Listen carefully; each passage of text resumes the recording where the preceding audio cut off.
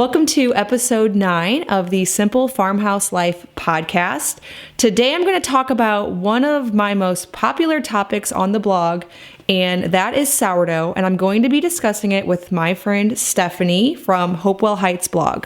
My name is Lisa, mom of 6 and creator of the blog and YouTube channel Farmhouse on Boone. Join me as I share with you my love for creating a handmade home from scratch cooking and a little mom and entrepreneur life along the way. So I'm here with my friend Stephanie. She is a real life friend. We both actually live in the same town, which is crazy because I actually met her in quotation marks on Instagram before meeting her in real life. And this was when I lived in my old town, which is 45 minutes away. So it turns out that the little tiny town we live in, which has what population, maybe 1,000, Stephanie? Oh yeah. Teeny tiny, which is something crazy. like that. It's teeny tiny. And she actually lives there. She has a really beautiful farm. If you follow her over on Instagram, it's just Hopewell Heights, not blog, right? Right, yeah, Hopewell Heights on Instagram. At Hopewell Heights, yes, she shows her daily chores where she's out with her goats and it's just so pretty. Her whole house is pretty. So tell us a little bit about your blog and when you started let's see, you guys have been on your farm for not several years now, just a couple years, right? 2.5. Okay. Yeah, 2.5 years. Yeah. So this is all kind of new. Funny, I actually started the blog as a fitness blog like 5 years ago. That's right. I quickly figured out that I didn't like doing a fitness blog. So I just kind of let it sit there and I would pay and renew it each year. And then when we moved to the farm a couple years ago, we were building the farmhouse. That's how I found you, because I wanted to learn all about like farmhouse stuff and homesteading. So I just started following people on Instagram. You were one of them. And you had posted something about somehow like it clued me into you being more local to me, and we started chatting. Yeah. So yeah, that was like 2.5 years ago, and I had still had the blog, so I figured I would just kind of document some of our journey in building the house and learning all about living on a homestead, because this farm has been in John's family, my husband's family, for so many generations, and it was once like a fully operational homestead. So I'm just trying to kind of bring that, emulate the things that they did back then, with the chickens and the goats, garden and cows and pigs, and oh my gosh, it's fun. Her place is somewhere to go. Like we went there recently with our kids, and I couldn't find the kids for like a half an hour, and that's because they were jumping on hay bales over in her barn. Oh yeah, and it's so her fun. kitchen's really pretty, and she has it all kind of set up for this homestead life. Like she has this extra sink that kind of looks out over the property, and I think it's like your seed starting area, right? And yeah, it's like in my kitchen, but kind of a garden, just a side area, and that's where it's like my little mini kitchen greenhouse, if that makes sense. So we are going to talk about sourdough because Stephanie is always making sourdough recipes in her stories. I think she probably uses her sourdough starter at least once a week, if not like once a day. Maybe daily, maybe every other day. It depends on if I'm home. Yeah.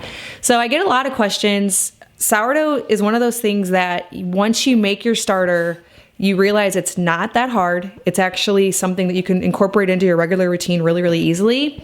But it's like a learning curve that seems almost insurmountable for a lot of people. Let's talk about, when did you start your sourdough starter? I started it like right when we moved in the farmhouse. Probably the same week. Something about, like, we were renting and just moving. We had to move a couple times while we were building, and I was overwhelmed. So I had been reading about it on your blog and on, I think, like Prairie Homestead and just a few other places. I'm like, okay, apparently all these homestead people This is what they do. I need to do this. This is what those people do. Like, I need to do this. So we moved in and I got it started, and I think it took off right away. I had, been reading about it a lot.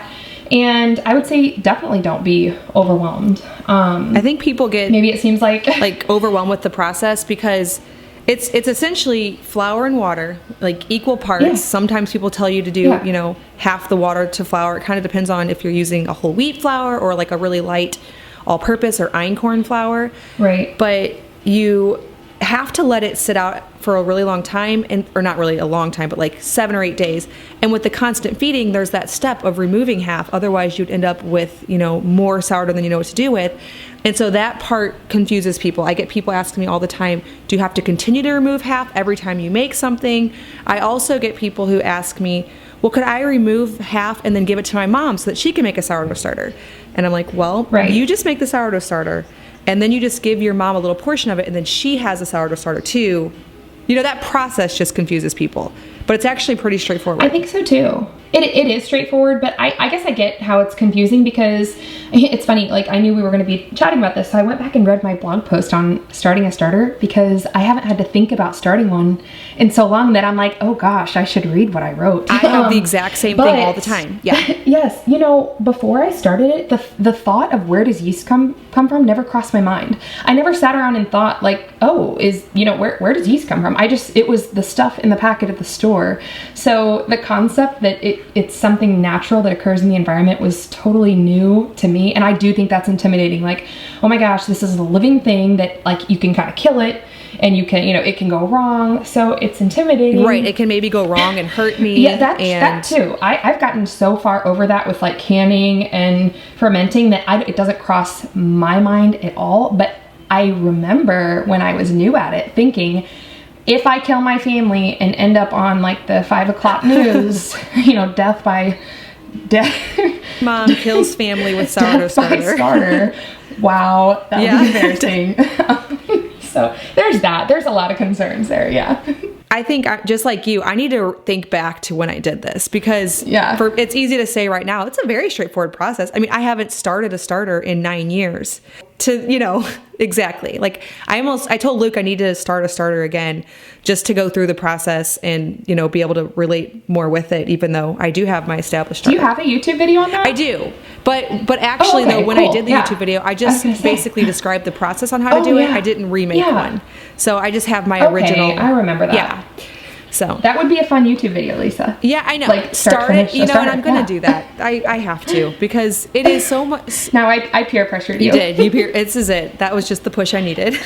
I mean, with the whole starting process and discarding, I get that question a lot too. So I make sure to be really clear. I see a lot of recipes out there like using starter discard. I have never done that, and I wouldn't recommend doing it just because I don't personally know how any recipe would turn out. It's not tried and true to me. I just like physically got discarded in that first week when I was growing my starter with like 1 part flour, 1 part water, discard half. And a great way to discard it is just, put it outside for animals. It's edible. Right. Give it to your chickens. Use it as compost. Yes. And essentially all you have the first couple days is flour and water. It's not like you're throwing away something that has all of these like teeming with probiotics. It's really just flour and water for a little while until the colony really gets established. And I always tell people it's not a great loss, especially if you really are worried about it. Let's say you have bought this really nice organic wheat that you want to use for your sourdough starter. You could start your starter with just some cheap unbleached all-purpose from the store, and then when you're ready to use it, just take a cup of your starter and then feed it with a whole bunch of your good wheat, and that's true. That's a good idea. Yeah, so then you will have that whole wheat starter. Like recently, I've actually taken mine and I've just been feeding it with einkorn. So for the longest time, I was feeding it with my hard white wheat that I milled. And I just switched over to einkorn recently, and my starter is just as good as usual. Like it didn't phase it at all. No, not at all. I've had a full einkorn starter a few times. You know how you kind of go in phases. You switch it back and forth. Flours. Yes. And mine has been so adaptable. Like I don't even notice a difference. I get the same rise, same bubbly starter. It's all the same. Yes. Now, say you probably would find a little bit of a difference with. Have you done einkorn sourdough bread with exclusively einkorn? Yes. Okay, now I need to ask you something. How do you say that word? It's Boule. It's like when it's a pretty circle loaf. I have no idea. The French word. It's like, is it like boule or boule? I don't know. I don't know, but yeah, I know how to make it. I don't know how to say neither. it. I know how to make fancy circle sourdough. You do, and I've seen it, and it's beautiful. Yes. So yeah, and I tell everyone, like, it's very earthy. Einkorn bread is really, really earthy. Oh, I love the taste. I love it. Oh, I love it. and like the earthier the better, Uh-huh. you know, and I think a lot of it's mental for me, just knowing how healthy it is. Like that's the original wheat, like God created wheat. How cool is that? Yes, exactly. It hasn't been, you know, through all of these different changes over the years. And yeah. Right. Very, very It's cool. yellow. Yeah. It looks different. It smells different. Yes. But I've even... Kind of reminds me of like free range eggs. You know, the yolks are so Yes, yellow. and there's just like something about so it. yellow. It's pretty. It's pretty. Yeah. There's even been times where I've ran out of all of my go-to flours and I really want to make something sourdough, and I even thrown all-purpose in there. And again, like you said, it's adaptable. It just, it's really hard to kill. And I think another thing that people I think so too, yeah. tell me a lot of times is they see this black layer, you know, after it's been sitting in the fridge for a little bit, and they throw it away. And you and I know that that's normal. That black layer of liquid on top, I think it's called hooch. I think it, Yes. I've heard it called that. Word on the street. Right, I don't know what the real name is for it, but that's what I've heard it called. Yeah, no, that's a thing. That's a thing. Yeah, for sure. I get questions all the time. Like, there's a watery layer on top of mine, and you know, I added a troubleshooting section to my blog post on it because I had gotten all these questions, and you know, I say just play with it. Know that variations are normal. Depending on, like you said earlier, what type of grain you're using, your starter might be a different consistency or a little bit different. And then the water too. I think that's something to think about. I know, you know, you talk about your Berkey all the time. Having good quality water, I think that can affect it too. Right. Because I've troubleshooted with some people that I know had been using some chemically treated water, just kind of city water, and we went to filtered water, and that solved the problem. Oh, okay. Have you heard that? Well, that makes a lot of sense, but I hadn't actually thought to address that with people. I mean, I put it in my post that you should use a good quality water, but I didn't necessarily consider how important and how that might change the kind of like the bacteria in the starter. I think it does. I think it you know, kind of kills some Well, of it it make a off, lot and of it just sense. doesn't get that same rise. Like if you had, you know, chlorinated city water, wouldn't it kill off some of the beneficial bacteria and yeast that you're trying to bring into this? For sure. So, yeah, because the process of starter and the science behind it is that it is capturing the wild yeast that are native to the environment. So a starter here where Stephanie and I live might be a little bit different in a different part of the country. It's what's really cool about it too, is because it's native. Yeah, very cool. You know, when I started this, I was talking about it with my husband, and he's like, you know, I think my grandma had one. And so his grandma's still living. She's 93, 94. I get to talk to her about a lot of this stuff. How fun. She told me all kinds of stories about her mother had a starter, and apparently like her mother was the person to go to get a little bit of her starter so other people could get theirs going. How fun. She said she just has memories of that. Like people coming over and asking her, do you have some yeast? They did not call it a starter. They called it yeast. Like that's, I mean, you know, like look back in the Bible, all the verses, Right. you know, with referencing yeast, and it didn't rise in 1 hour. They would just come over, which is why they had to have the unleavened bread, because you know, like the yeast you buy in the packets today, I can get a fully risen loaf of bread in 1 hour, literally. Oh yeah, which is cool. And I keep it on hand because I would rather, like, you know, if life's crazy and we're busy and I realize, oh my gosh, we don't have any bread and like I don't have time to go to the store. You know, we don't live exactly in town.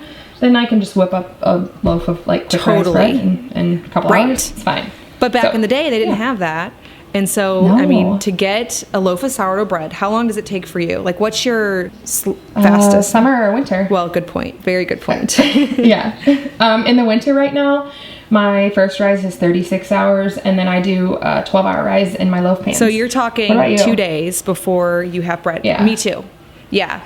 But that's 3 loaves. That's a 3-loaf batch. Right. Do you do a big batch? Yeah, I usually do 2 or 4. Yeah. Yeah. Yeah, so I mean, you know, it lasts, and then you just get in a rhythm, and then you just think like, okay, I'm down to 1 loaf. I'm gonna start the new batch now, and it'll be ready in 2 days. Two and a half days or whatever it is. But in the summer, you know, it's a lot quicker. The heat, it has to do with the temperature, and even if you're, you know, my home's temperature controlled, but there's still a difference in the air. I feel like, do you feel like that? Yes, and also, you know, we don't keep our house perfectly at 70. Like in the winter, we don't you know, either. it's 67, but in the summer, it's 78, 79. Exactly. You know, maybe, you know, if we're feeling fancy, we might go down to 75.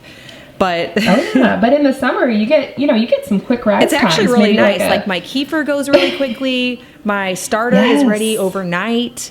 My sauerkraut is tasting really good in about 3 days, whereas in the winter, 2 weeks, you know. Right? So yeah, I actually prefer it. The coconut oil is liquid. All of this. I know. And the butter is so soft. Yes. Oh man, Totally. Summertime. But in the winter, I set stuff by the wood stove a lot too. So I if can't I wait have till we have something one. rising, I'll just I know you've heated with wood before. Yes. Heated. But so that's fun too, just to use the wood stove, utilize that to help with rising and fermenting and stuff. So. And now we have a vintage gas stove in our house, and it has pilot lights that stay on at all times. So that's my little rising station now. I love that. I love your stove. It works. But another thing that I do, I am very scatterbrained by nature. And I don't know if I mentioned this, but I work too, a lot of night shifts as a nurse. I'll travel to the city for that. So just, that goes hand in hand with saying that anyone can do this. Like I do work outside of the home quite a bit. And it is what it is. If I forget to feed my starter for a couple days and it's on the countertop, it's going to fall flat a little, but I'll just feed it and it'll come back to life. When I'm making something with a really long rise time, like bread, then I will set reminders on my phone for different steps, because I tend to set it over in the corner in my kitchen and get busy, and then it'll go too long or something. So that's just another tip if you're a busy mom. Yeah, that's great, because not everybody is just hanging out at their homestead all day long. And I'm definitely not. No, I know you are such an extrovert. Like you're always on the go. That's true. Yes. So that leads me into a question I actually was going to ask you, which is, how long have you not fed your starter and it been okay? Because people are always like, I left my sourdough starter on the counter for 2 weeks. Is it dead? Or I left it in the fridge in the back for a month. Is it okay? Over a week. I know that. And it was not pretty. I wrote about this experience on my blog, and it was really bad.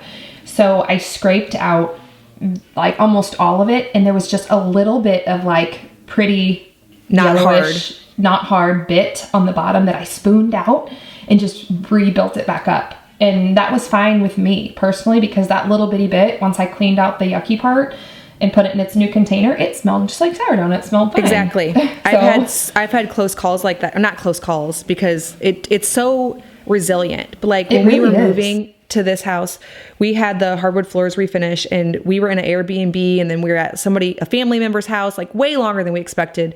And my sourdough starter was just sitting in a cooler, who knows where. It was winter. But after probably 3 or 4 weeks, I was like, oh yeah, my starter. And I got it out, and this is a starter that I've had for 9 years. So it dying would be a big deal to me. But I just, took out a little portion of it and then fed the rest of it with fresh flour and water. And like you said, it was smelling great, like normal starter. People also always ask me how much. Okay, let's say you've used it for your pancakes or your crepes that you make on your Instagram stories, and you notice that you have a cup of starter left, and you know that tomorrow you want to make a recipe pancakes, and you're having a crowd and you want to use 5 cups of starter. How do you get your starter built back up? I definitely have fed it very heavily at times, and I just kind of hope that I get a good rise out of it. But here's another thing. I'm not a perfectionist with it. Sometimes, if I pull my towel back and, I'm ready to use my starter and I realize my proportions were off and it just hasn't gotten a good bubbly rise, I just use it anyway. What do you do? Same thing. Okay. So you would just feed it. You'd feed it the, larger amounts in equal proportions, and then just use it anyway. Yeah. I have seriously had 2 tablespoons of starter left and then just fed it a ton of water and flour, and the yeast just take it all back over and turn it all into sourdough starter. So I don't know what the proper answer is, but I've been doing this forever and that's never not worked. I think just add as much flour and water. I'm sure that you're like me too, because I'm also like you, not a perfectionist. Just add, you don't measure flour and water. You just dump it in there and stir it up. No, it's funny. I actually, looking back in my blog post, I had written somewhere about feeding, and I actually used actual measurements, and I'm like, I never measure. I wrote that, I guess, for reference, but I never measure. And I think back to, women thousands of years ago, I don't think they had a scale. So I think we're cool. I don't know about you, but when I feed mine, I look more for consistency. So sometimes I'll kind of go back and forth, like a little flour, a little water. And then if I stir it and it feels thin, I'll just add in a little more flour. Or if it feels thick, I'll add a little more water until, I know in your video, you described it as like kind of a thick pancake batter consistency that flows off your spoon. I thought that was a great way to describe that. Now, do you have any recipes that you almost prefer a thinner starter or a thicker starter? Because I'm thinking of a few times when I actually feed a little extra flour if I don't want to make, something, or a little less if I want to make something else. Yeah, I mean, for my bread, I like it to be, I wouldn't say thick, but definitely structured, like a thick batter. Okay. I don't ever want to use a runny starter for my bread. Does that make sense? And then yes, for crepes, a thin starter would be great. Right. Yes, you'd have to that's thin really it out thin. less with milk and cream and So I like to make that pizza crust. And the pizza crust is basically you heat up a pizza stone or a cast iron skillet and you just put on as much sourdough starter as pizza crust that you want, and then add a little bit of olive oil, salt, pepper, some seasonings for it to have a little bit of flavor. But for that particular one, I like it to be a little bit thicker. Like I like to feed it a little bit extra flour, and then maybe I'll thin it out if I'm going to be making pancakes next or something like that. Like this isn't something I think about, like it's always a rule that whenever I'm making, it's just kind of thinking about it. Yeah, I sort of do that. Yeah, and it becomes kind of instinctual too, don't you think? You're always thinking one step ahead once you get used to it. Like what might I make next? How much do I want to feed it? Am I going to store it in the fridge, soon? Exactly. It just becomes natural. It does. And it's kind of like you know how to use your starter, but you don't measure, and you don't think about, people are asking me a lot of times, this is so not my personality type. And so when I get these kind of questions, I just don't even know what to do with them. But what percentage hydration is your starter? I'm like, I don't know. Oh gosh, I know. That sounds like science. Idea. I just like my starter. It's like more of an art form, I know. When I first started learning to make like the fancy circle loaves, I'm sorry guys, I'm not a fancy person. I'm not gonna, everything was weighed. That they wanted the weight of your starter in different ratios. Like everything had to be weighed, and like they had these fermentation stations with like the exact temperature it had to be at.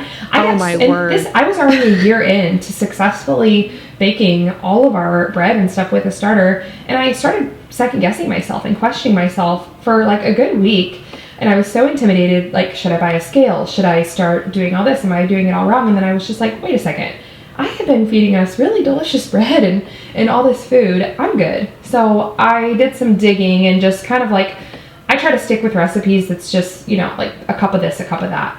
No weights or specifics. Does that make sense? Oh, totally. That reminds me of a story. I actually have two stories that are just like that. So recently I shared on my YouTube channel a couple of tutorials for how to make some DIY baby wraps. And then I did this big post where I compared a bunch of different wraps and I show people, how to wrap their babies.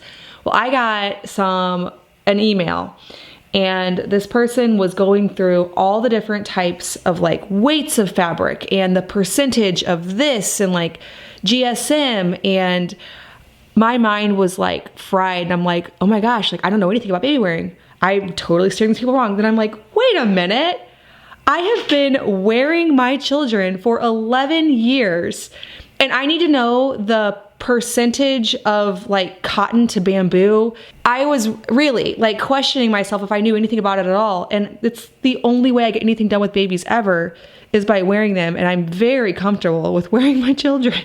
So. Yeah, but I think it's like you said with the start, it's an art. I mean, a lot of these things are ancient practices, like baby wearing. Like, these things have been done for so long that I just feel like when we get so scientific, that's when we start to lose people. We do. We overcomplicate it. Yeah. Yes. And they're like, I could never do that, or I could never be that. I know I say that because I feel like that sometimes, and then I just have to remind myself, at some point in time, someone in the history of whenever did this with the very basics, like the bare minimum, and I can do it too.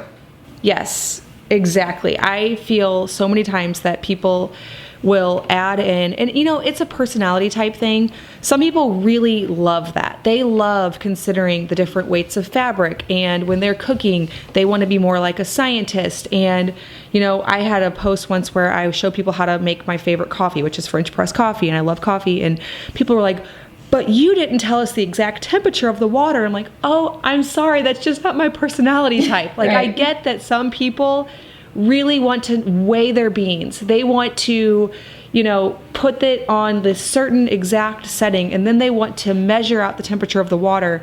And it's just, to me, it's more of like, it tastes really good. Like when I'm done with Right, it, exactly. and I add my heavy cream, it's so delicious. And so, And I think that's all part of just the joy of doing this for our home. It's not something that we're selling the finished product and have that kind of pressure on us. That it's Exactly. like a professional act. This is just something that, I do inside of my home for my family, and it brings me joy in that way. So it's all good. Yes. Yeah, it's all good. And it's all good to be the other way too. I'm definitely not saying that it isn't. For sure. I just know when I love some good like artisan breads when we go out to eat and stuff. And that's delicious, and I'm sure they weigh all that. So Right. And I love watching on Food Network. I love watching Oh, Alton yes. Brown. Do you watch Alton Brown? I have before. He's the Good Eats guy, and he is like science. Like, he would definitely, if he was making a sourdough recipe, he would weigh everything. He would have all the specifics. I love Right. watching that, and I find it like entertaining and interesting, Oh, yeah. but it's totally not me. I'm like, add a little flour, add a little water. It always turns out it's fine, Yeah. Do you follow? I don't know. I'm probably gonna butcher his last name, but it's Joshua Weissman. I do now because you put him my in your stories a gosh. couple weeks ago. He is one of my favorite Instagram foodie people, and he totally weighs and measures, and everything is a science, and you can see that that's what brings him joy. Like, he Yes. gets a maximum amount of joy from like sciencing up his kitchen, and I love that he does that. And then there's also us, that it's just kind of an art, and very casual.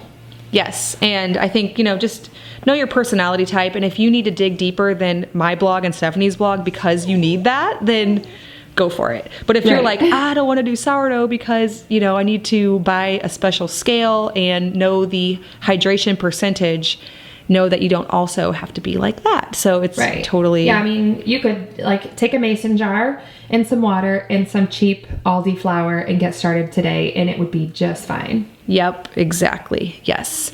So you mentioned that you have a post about troubleshooting. What are some of the other issues that you can think of that people will ask you? We talked about the water thing. That was kind of a pattern I found because I had that question asked a few times, and I had made that suggestion about making sure it's good filtered water. So I do believe that's important if you start to see separation, meaning that you're getting into like day 5, 6, and 7 of building your starter in that first week where you're feeding it and then discarding half and feeding it. And you're starting to see it separates. It's not bubbling up. You're not getting that rise.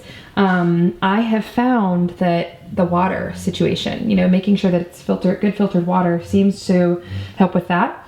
And then we talked about consistencies. Too thick, add more water. Too thin, up your flour ratio.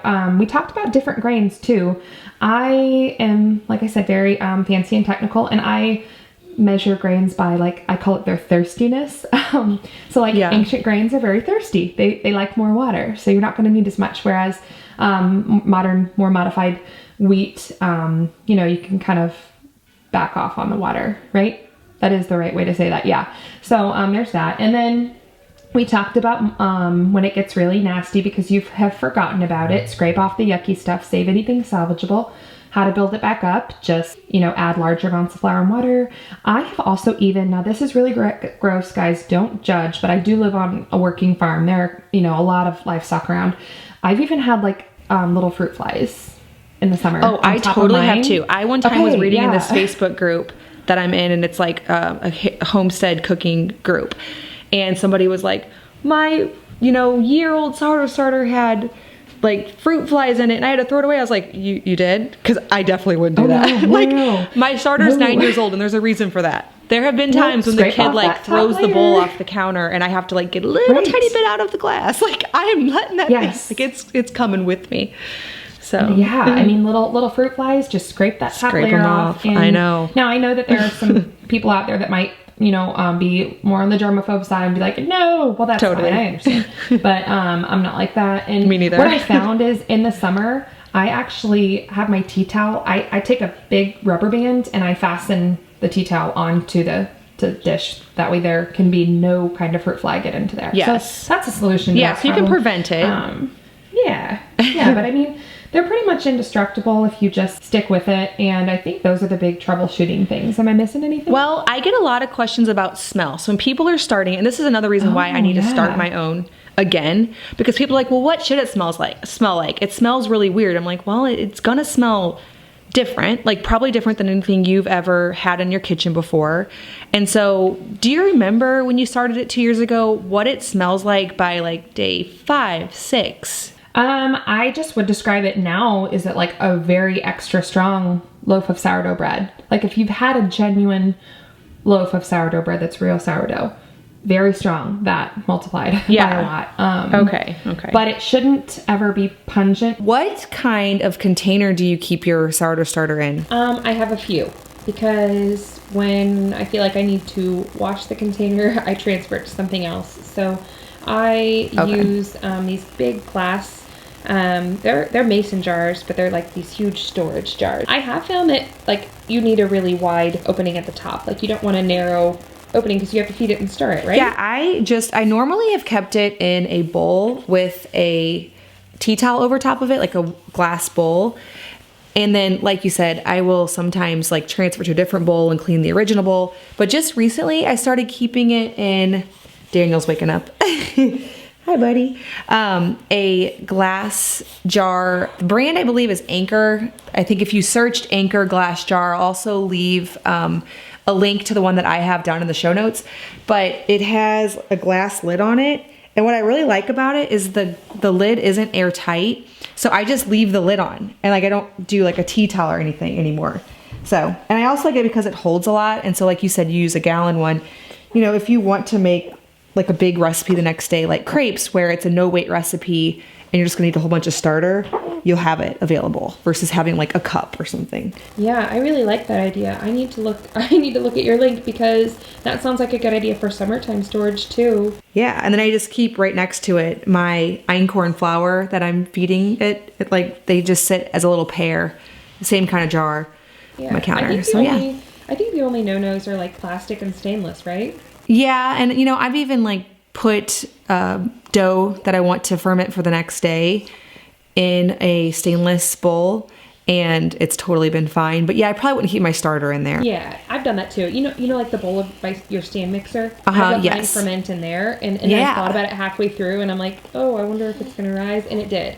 It does, and I like doing that because then you know you can knead it. Like say when I'm making sourdough tortillas, you can knead it in that bowl, and then just leave it in that bowl so that it ferments till the next day. Okay, one more question. Actually, I have 2 more questions. Do you keep your starter in the fridge or on the counter? And I'm sure it depends. On the counter. Well, mostly on the counter. Actually, I only put it in the fridge if we are going to be on vacation. I do use it so frequently. I make pancakes, crepes, like you talked about, Dutch babies. That's another really fun breakfast. Okay, and do you have that recipe on your blog? I do, yeah. I want to look that up. I don't even really know what Dutch baby. They're kind of like a fluffy pancake. Okay. Yeah, I just make so many things, and I feel like it's a good way for us to get in, you know, some good healthy fermented goodness each day. So yeah, and if you want more on the health benefits, you can visit each of our blogs. I'm sure you have that on yours as well. The benefits of fermenting your grains. That could be a topic all on its own. I saw one time that you filled your crepes with like a certain kind of cream. What were you filling it with? Oh my gosh, yes, Bavarian cream. And I have promised so many people that I would get that recipe out because I want it too. I filled mine with like a cream cheese type of thing, but I'm curious what your Bavarian cream is because it looked really pretty on your stories. It's so good, and I use it for my. Well, you had my donut. I filled my donuts with it too. Yeah. Okay. Yeah. That was very good. Yeah, it's just like just such a good classic filling. So I really do need to post that, but I know it's not going to be this week. I've already got my blog post for this week scheduled, so maybe next week. Okay, well, they might be able to find it on there soon. So yeah. Where can everyone find you, or where should they go to find more? Instagram stories, hands down. Yes, I know. I just, with all the farm stuff, it's just easiest to post on stories because I'm, like you, I'm on the go all the time. And so it's quick, it's easy. I will always post new recipes on stories before it ever hits the blog, because that's how I determine if I'm going to post it on the blog, is if people really love it. And keep asking you about it. Yeah, like, because I'll give it out on the story. Like, I'll give a quick little recipe, but I just won't go into detail of, like, yeah, she does. Exactly. Like, I've made stuff from her stories. Yeah, so, and then if people want me to expand on that, and I get a ton of questions, I'll just expand it into a blog post. Yeah, and so on Instagram, she's Hopewell Heights. And actually, I have to say something. The other day, you made something with shrimp, and I just am like, I need to see that recipe. Because I forget what you did. I don't know, is it saved to your story highlights? If it's not, it's archived, so I can pull it out. Yeah, put that on there. Yeah, I will. And that, I did get a lot of questions, so that's on my blog post. It just looks so good, and I don't normally make things with shrimp, but I wanted that right away. Cajun shrimp pasta. Yeah, it was a creamy Cajun shrimp pasta. Yeah, add that to your story highlights. I will, because it's a one dish meal too. Like, remember I showed how to do it all in the cast iron skillet. Yeah, you drew me right in with that. I know. When you have kids, it's like, what's the least amount of dishes I can do? Yeah, like you threw your pasta right in the sauce, I think. Yeah. I once heard, I forget who this quote comes from, but it's like, if you ever want to find the best way to do something, ask a lazy person. And I'm like, that's perfect. Me. That's totally me. I find out all of these amazing little hacks and tricks because I don't want to do dishes. I don't want to do more work ever. Yeah, so I just try stuff. Yeah. And then it works. Exactly. And then sometimes. Most of the time. Okay, and then your blog. Is it hopewellheightsblog.com? Yeah, hopewellheightsblog.com. And I try to post like once a week, in the show notes as well. But I'll also leave her Instagram, but you can just go search it. So awesome. Well, it's been great chatting sourdough. Like I said with my podcast episode I did yesterday with my sister, I'm sure Stephanie's going to be on here again with me because it's really easy to get friends and sisters to join you on your podcast, especially when they have similar interests. So yes. Yeah. All right. Well, thanks so much for chatting sourdough with me. Thank you so much for having me on. I'm sure we could have talked for forever and ever on this. Such a fun topic. Yep. So definitely. If you want to get started with making sourdough in your home, because Stephanie and I have convinced you how much you want it, make sure to grab my free ebook at bit.ly/farmhouse sourdough. That's bit.ly/farmhouse sourdough. I have all of my favorite farmhouse sourdough recipes right there so that you can have easy access once you download it on your phone, and you can start incorporating some of these recipes into your kitchen. As always, thank you so much for listening. Make sure to hit subscribe on your favorite podcast player, and I would appreciate it so much if you left a review. And I'll see you in my next episode.